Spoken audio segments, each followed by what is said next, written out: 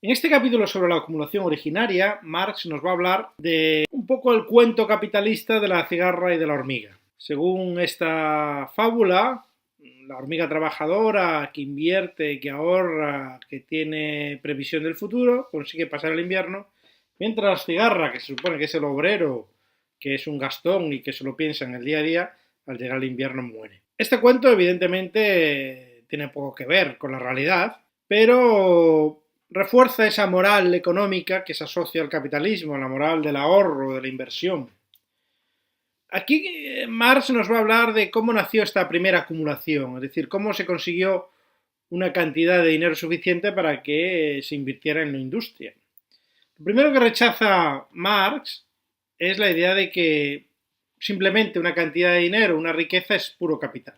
Esto no es así. Para que haya capital se necesita, por un lado, dinero, mercancía oro, si se quiere, pero por otro lado, inevitablemente, trabajadores libres, o sea, trabajadores que pueden ofrecer su fuerza de trabajo. Y claro, el economista liberal, humanista, piensa que, bueno, que el ahorro, esta acumulación originaria vino pues de la privación del hombre trabajador que fue ahorrando, consiguió un pequeño capital para poder invertirlo. Pero Marx desmonta esta teoría, estudiando la historia, y llegando a la conclusión de que se hace una defensa de la propiedad como algo infantil y universal, cuando en realidad en la historia desempeñan un gran papel la conquista, la esclavización, el robo y el asesinato. La violencia, en una palabra. En la dulce economía política, por el contrario, ha reinado siempre el idilio. Me viene a la cabeza una frase del fundador de la saga Rockefeller, allá en el siglo XIX, que decía muy explícitamente: no conozco a ningún millonario que no haya robado su primer $1.000.000. Y esto es básico. Hoy en día también que se nos vende este discurso liberal del autoemprendimiento, de que la economía va a un sistema donde cada uno trabaja en su casa, es decir, su oficina es su casa, y que debe procurarse por todos los medios sacar adelante sus talentos, es muy bonito, pero es falso también. El 70% de las empresas no duran más de un año, del 30% restante, la mitad se cierran en el segundo año, y además suele ser normal. Si todo el mundo supiera qué es lo que va a funcionar, no va a funcionar, o qué es lo que va a comprar los consumidores o no, todos seríamos millonarios. Eso no es así. La economía también funciona por prueba y error. La diferencia es que una persona que tiene $1.000.000 puede hacer 10 pruebas y una de ellas le funcionará.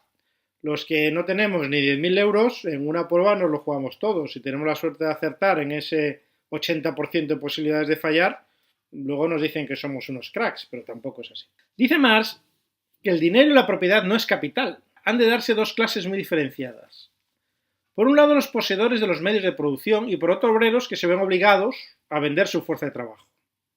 Entre comillas, obreros propietarios libres, privados de todo medio de vida. Es cuando existe este divorcio en la sociedad entre personas que tienen dinero y personas que no tienen nada, solo su fuerza de trabajo, cuando nace el capitalismo. Y una vez que se produce esta relación, el régimen capitalista la reproduce y la perpetúa, porque es la base de su sostenimiento. Es decir, el régimen capitalista siempre va a intentar que haya obreros que tengan necesidad de vender su fuerza de trabajo, y siempre va a conseguir que todos los beneficios de las empresas vayan al capitalista.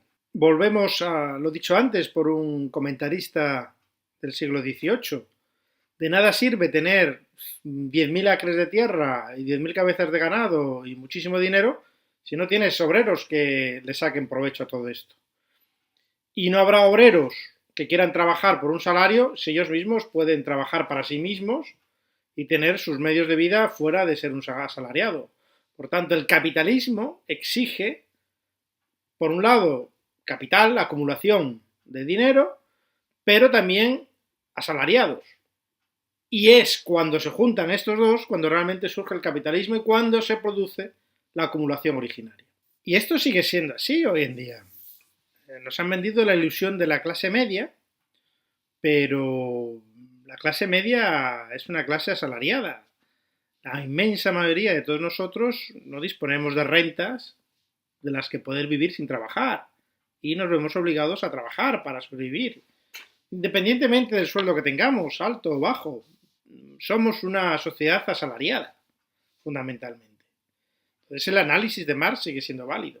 Por tanto, la acumulación originaria no es la cantidad de dinero que uno haya podido ganar en aquellos negocios que cita Marx, por ejemplo, el tráfico de esclavos. El tráfico de esclavos en el siglo XVIII produjo tal cantidad de dinero que incluso era superior al tráfico de especias, que había sido propio de los siglos anteriores. No solo muchos comerciantes, sino incluso los monarcas de la época se implicaban en compañías para el tráfico de esclavos, y muchas de las guerras de ese siglo venían producidas por el intento de colocar mercancía esclavos en las colonias americanas, sobre todo. En España, concretamente, muchísimas familias de la burguesía catalana actual provienen del negocio floreciente del mercado de esclavos en el siglo XIX, porque en España el negocio de esclavos funcionó hasta muy entrado el siglo XIX por la posesión todavía de la isla de Cuba, donde las plantaciones de azúcar se realizaban con trabajo esclavo. Este dinero que consiguieron los esclavistas, no todos, pero muchos de ellos, pues se invirtió luego en la industria textil, por ejemplo, que es la base de la riqueza actual de Cataluña. Los terratenientes de la época que analiza Marx, en el siglo XVII y XVIII, en un primer momento lo que hacen es convertir las tierras dedicadas a la agricultura a la ganadería, pasando de una relación de 4:1 a 1:3, la cantidad de tierras dedicadas a la ganadería. ¿Por qué? Porque se demandaba mucha lana en la industria textil de Holanda. Entonces ellos despedían a sus colonos, no les renovaban el arrendamiento de sus tierras, quitaban los muros, los cercamientos y lo dedicaban a la ganadería extensiva. Lo que produjo muchísima hambre y muchísimos agricultores que se vieron obligados a irse a las ciudades. Y este movimiento migratorio de las ciudades reforzó el proletariado urbano, que tenía que vender su fuerza de trabajo para poder vivir. Con la incorporación de la máquina de vapor a los trabajos agrícolas todavía hubo más excedente de mano de obra que se iba a las ciudades, etc. Es toda una evolución, pero que independientemente de dónde surge el dinero inicial para las inversiones, Marx insiste, la acumulación originaria es el divorcio entre un capitalista y un obrero que necesita vender su fuerza de trabajo para sobrevivir. En este capítulo Marx continúa con un relato histórico de cómo se produjo esta disociación en Inglaterra, en Gran Bretaña.